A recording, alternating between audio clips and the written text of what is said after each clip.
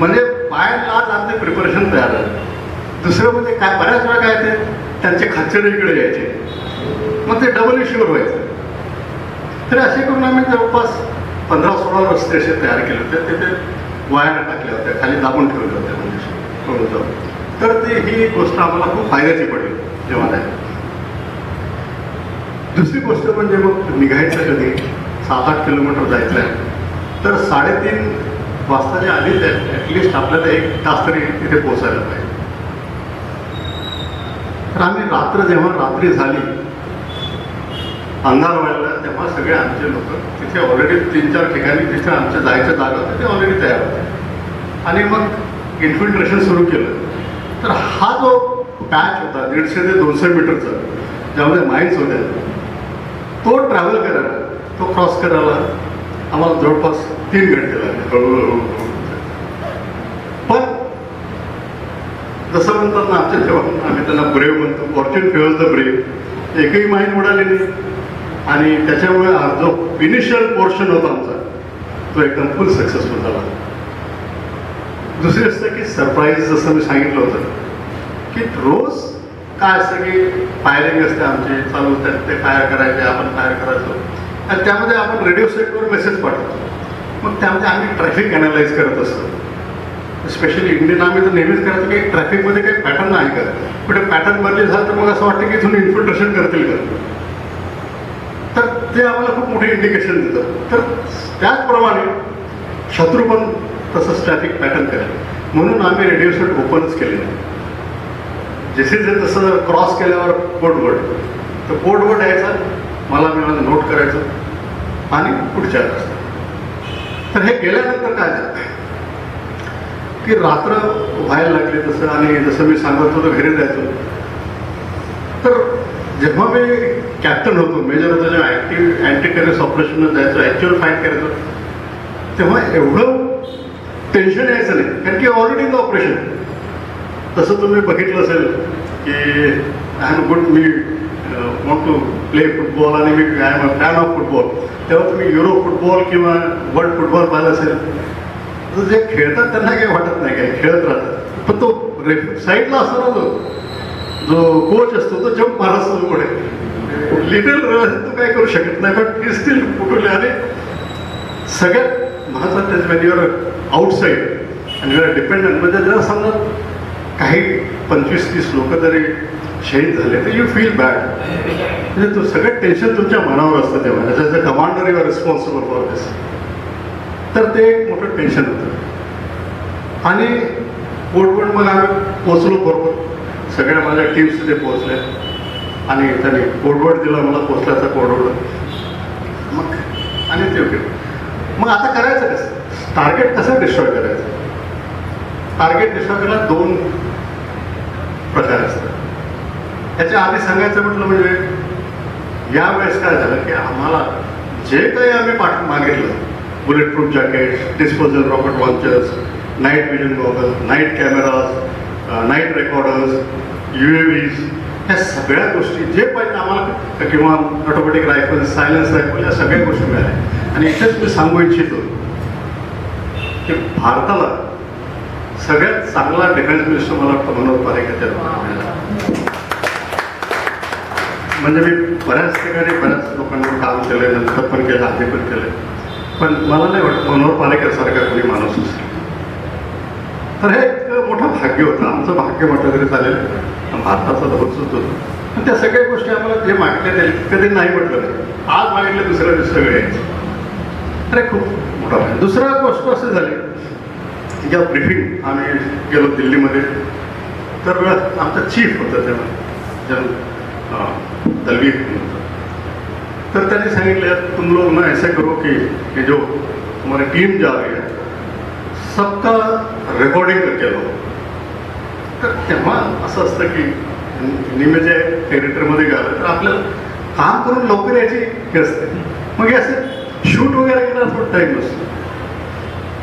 पण नंतर असं वाटलं की जेव्हा लुकिंग इन हाइंडसाइट जे बघतो आपण, की वाटलं बरं झालं. आणि आम्ही एक CD तयार केली होती आणि त्या CD मध्ये सगळं काय काय झालं ते दाखवलं.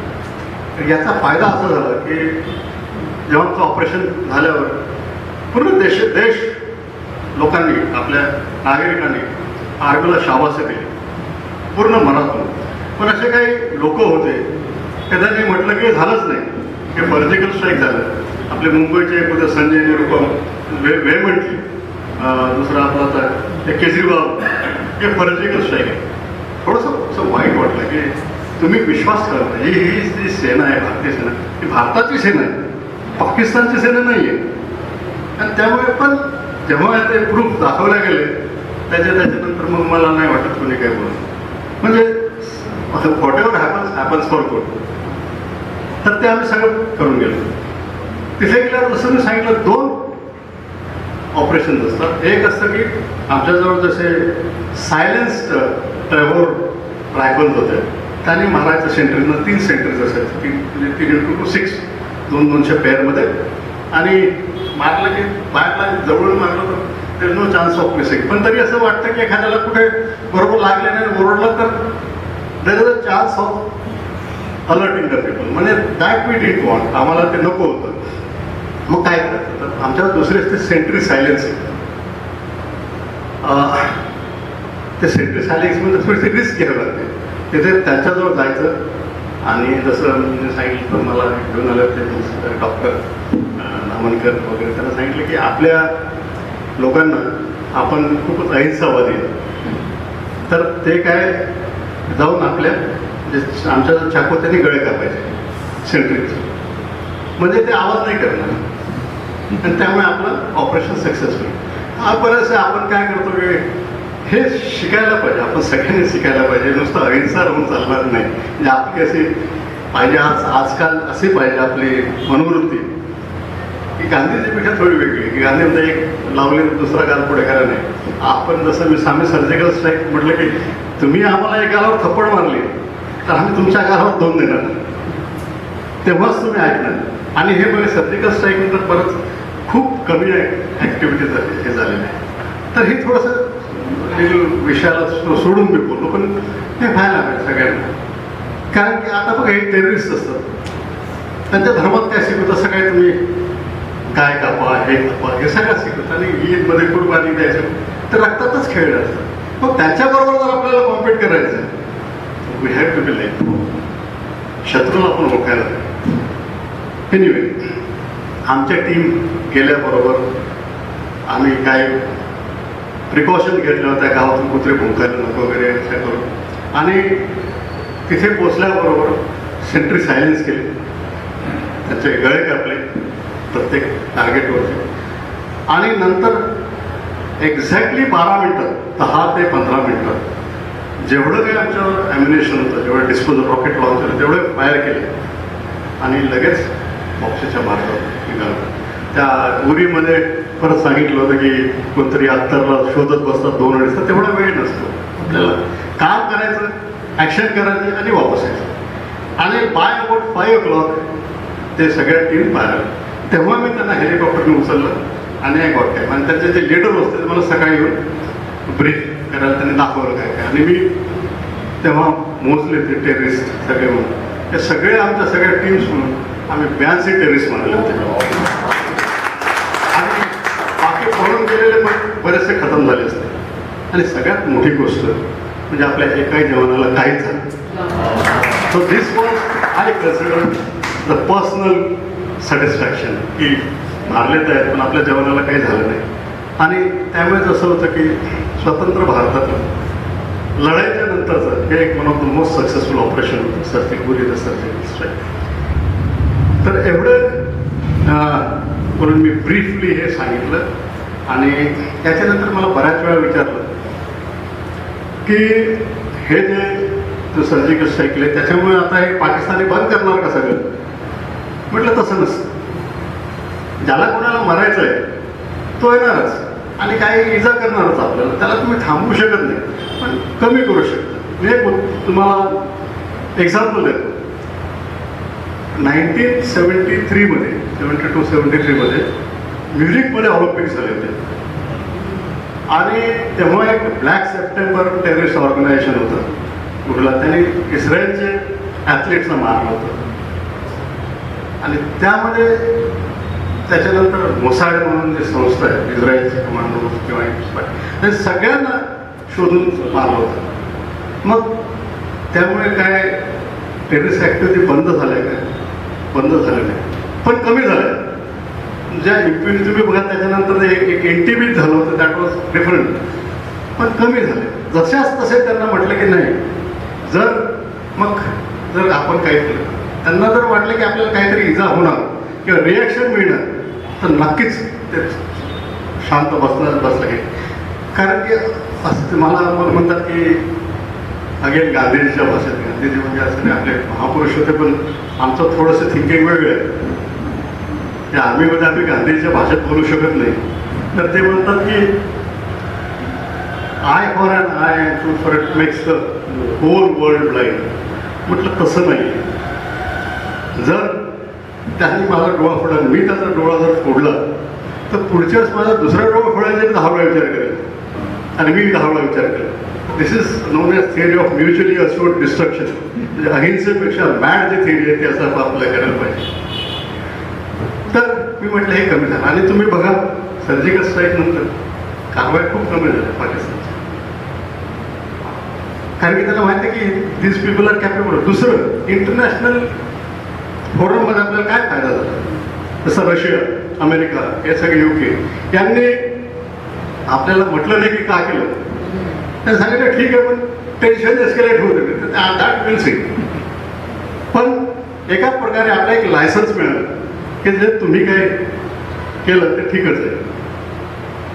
त्यामुळे आपण परत फेब्रुवारीमध्ये 19 परत स्ट्राईक केलं, बालाकोट स्ट्राईक. हा खूप डेंजरस होता, कारण की आपण आपले विमान आतमध्ये पाठवले, विमान आतमध्ये पाठवणं is a act of war. पण अगेन मागच्या वेळेसमुळे जे इंटरनॅशनल कम्युनिटी त्यांनी आक्षेप घेतला नाही, आणि देअरफॉर ते पण सक्सेसफुल झालं. आता मला बरेच जण विचारतात की आपण तिसरा करू शकतो का? म्हटलं व्हाय ना, मी plan for that capable of way. जर देशाने सांगितलं सेनेला की तुम्हाला करायचं तर will do it and will be successful also. पण ते कोणत्या प्रकारे होईल नाही नाही सांगू शकत. डिफरंट वे झाले. आता तर जर तुम्ही न्यूजपेपर थोडे बारकाईने वाचत असाल तर कराचीमध्ये कोणाला तरी शूट केलं, ठीक आहे, कोइन्सिडन्सच नाही. I only give a hint, बाकी तुम्ही तुमचं बघा काय होऊ शकतं ते आपण करू शकतो आणि विल डू इट. आपला देश आज अशा मनस्थितीत आहे की आपण चूप बसणार. जर तुम्ही जर आम्हाला काय केलं तर will come there and teach your lesson, आणि आपण करू शकतो. So this is the in short brief with the surgical strike. Now I am open to the question. कोणत्याही क्वेश्चन कशाही बाबतीत काश्मीर आणि I am ready to take on the question. Thank you. जय हिंद, जय भारत.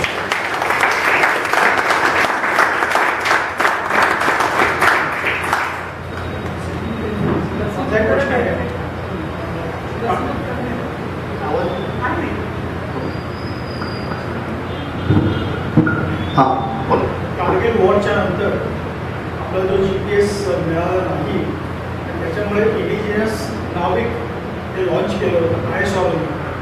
त्याचा उपयोग झाला होता का सर्जिकल स्ट्राईकला? आणि आणखी एक दुसरा प्रश्न, POKचं नियर फ्युचर काय? मी एक क्वेश्चन घेऊ. सगळ्यात पहिले GPS किंवा नाविकचं मी आधीच सांगितलं होतं की आम्हाला सगळं माहिती होतं, कुठं जायचं, कसं जायचं, कशा रस्त्याच्या. त्याच्यामुळे आपले जे अलेक्सा की ते बाईक बोलते ना गुगलवाले, त्याचा काही फायदा नाही. आम्हाला सगळं काय माहिती होतं. तर हे याचं काही गरजच नव्हती आम्हाला.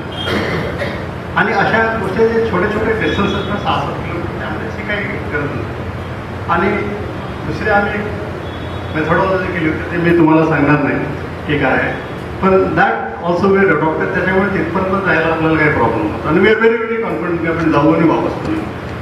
दुसरी गोष्ट POK. ते POK आपण घेऊ शकतो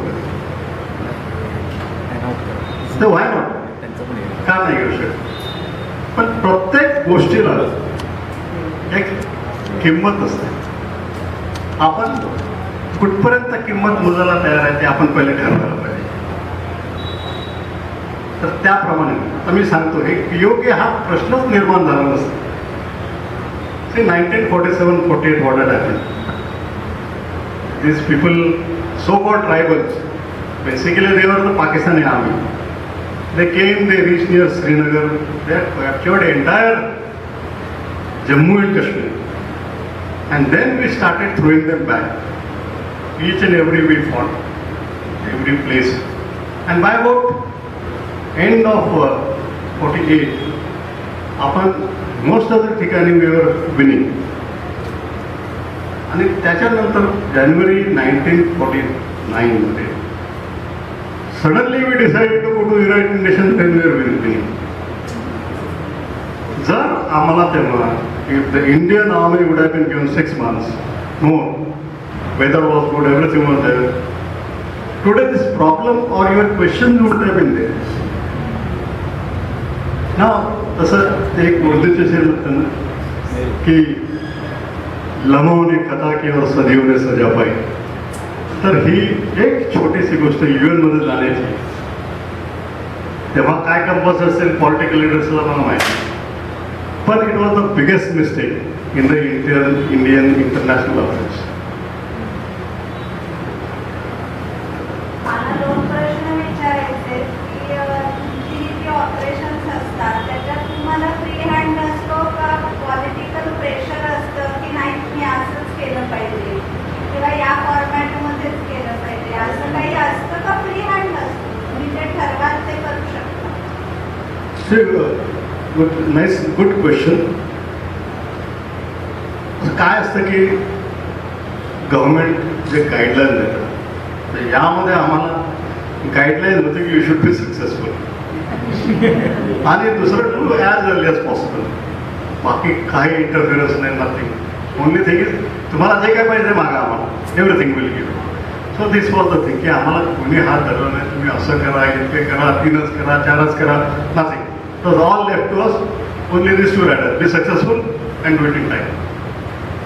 तर दुसरं आता मला बरेच पेशंट याच्या आधी पण असंच होतं का, याच्या आधी पण असंच होतं, पण अनफॉर्च्युनेटली आपण ते पॉलिटिकल विल घेऊन आत गेलोच नाही. पण असं असतं की तुमचे हात धरले का नाही, वी हॅव फुल फ्रीडम. पण दिस इज फॉर एनिमी. पण मी सांगतो आता काश्मीरमध्ये आय ऑपरेटेड देअर फ्रॉम 90, म्हणजे त्याच्या आधी पण terrorism started in 90 and operated continue till 2016. तर त्यामध्ये काय की तुम्ही हे करत असाल की ज्याचं ड्रॅगोनियन लॉ पण ॲप्सपा आर्म फोर्सेस स्पेशल पॉवर आहे, हे म्हणजे काही पण करतात. मणिपूरमध्ये ॲप्सपा हाटवा आहे. हे केव्हा ॲप्सपामध्ये arm forces special power act कशासाठी असते की जेव्हा तुम्ही आर्म फोर्सेसला बोलवतात कोणतीही ॲक्शन करा, जेव्हा तुम्ही कॅपेबल नसतात, पोलीस कॅपेबल नसतं, तेव्हा आर्म फोर्सेस असतात. Arm forces are not police forces. आणि त्याप्रमाणे त्यांच्यासारख्या आम्हाला लिगल पॉवर क्रिमिनल पॉवर नाही आहे. मग आज मी तुम्हाला पकडून तुम्हाला जर पकडायचं असलं आणि कस्टडी ठेवायचं असलं तर how do I do it? So for that there is arm forces special. मग त्याची गरज आहे का? बऱ्याच वेळा त्याची गरज नाही आहे.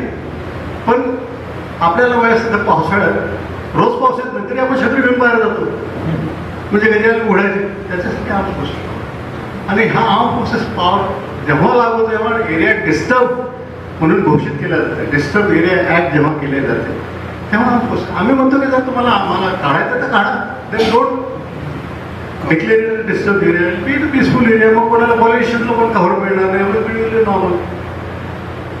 पण आर्म फोर्सेस एवढं असू नये. आता मी सांगते की इंडियन आर्मीने म्हणजे नुसती इंडियन आर्मी एअरफोर्स वगैरे आपण मी काउंटच करत नाही. आतापर्यंत 90पासून तर जवळपास 8,500 सैनिक गमावले fighting the terrorist. It's not a small number. म्हणून सगळे कोणी म्हणतात की अब काश्मीर चला गया, आपण ऐसे कैसे चला जाएगा? We spilled up blood and sweat in that. तर एवढ्या समज आम्ही काश्मीर जाऊ देणार नाही. पण बऱ्याच वेळा काय असते की बरेचसे लिडर्स किंवा सुप्रीम कोर्टने गाईडलाईन घालून दिले की हे असंच केलं पाहिजे तुम्ही याच प्रकारे there are restriction put buy supreme court orders. त्या प्रॉब्लेम्स आहेत आम्हाला. आता मी तुम्हाला सांगतो 2 एक्झाम्पल देतो. वेळ घेतलं चालेल? 2. मी जेव्हा मेजर होतो आणि एका टेररिस्ट ऑपरेशनमध्ये गेलो, त्याच्यात सकाळपासून संध्याकाळी शोधत होतो आणि संध्याकाळी आम्हाला एक पॅडी फील्ड, आपल्या भाताची शेती असते ना, त्यामध्ये करता 3 टेररिस्ट सापडले आणि समोरासमोर मी, माझा एक रेडिओ सेट ऑपरेटर आणि माझा बडी, आम्ही तिघे बरोबर जात होतो आणि दिसच्या सडनली केम.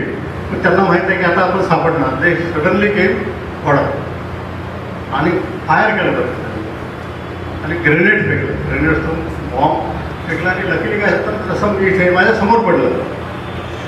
पण अगेन दैव स्वाधीनची जर आपण दैव बोलला तर तिथे काय पॅडी फील्डमध्ये मड असल्यामुळे गुड काय त्याचं काही लागलं नाही. आम्ही 3 वाजलो आणि आम्ही उठून फायर केलं. त्याच्या आधी काय केलं, त्यांनी जेव्हा पाहिलं की आपण आम्ही उठायला लागलो, देन ते threw their weapons and raise their hands.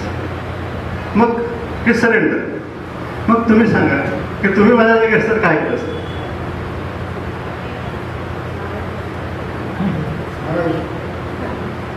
हे नॅचरल रिॲक्शन आहे की बाई हे नाही का तो सरेंडर झाला मग आता काय करायचं. पण तेव्हावेळेस माझं कॉम्प्युटर प्रोसेस करायला लागलं की नाही हे आता सरेंडर करताय. सगळे गाव बघत आहे, सगळ्या गावात बघितलं म्हणजे सगळे विटनेसेस आहे. पण मी म्हटलं की यांना जर मी पकडलं, हे उद्या जज, तेव्हा जज बीस का सगळे त्यांचे उद्या सुटणार, परत आपल्याला मारणार. Then I shot them in cold blood. पण जेव्हा हे केसेस करतात, पोलीस पण आहेत ते they are not very happy army gaining upper hand किंवा त्यांना ग्लोरीज मिळते. They are basically hearts of their quite jealous about. So they try and find anything. तर माझ्या विरुद्ध केस केली की अटेम्प्ट टू मर्डर किंवा जेव्हा हॉटेल ते कुठे प्रॉपर केसेस. आणि जेव्हा मी जज समोर जातो तेव्हा जज मला विचारतो how do know he would have shot you guilty through the rifle. मग कधी म्हणत I would have known only would have shot me and I would have told you from them की म्हणजे actually this is the case. हे these R funny questions. हे आपले judiciary police हे जेवढे आम्हाला पाकिस्तान येतात करत नाही हे लोक करतात. दुसरं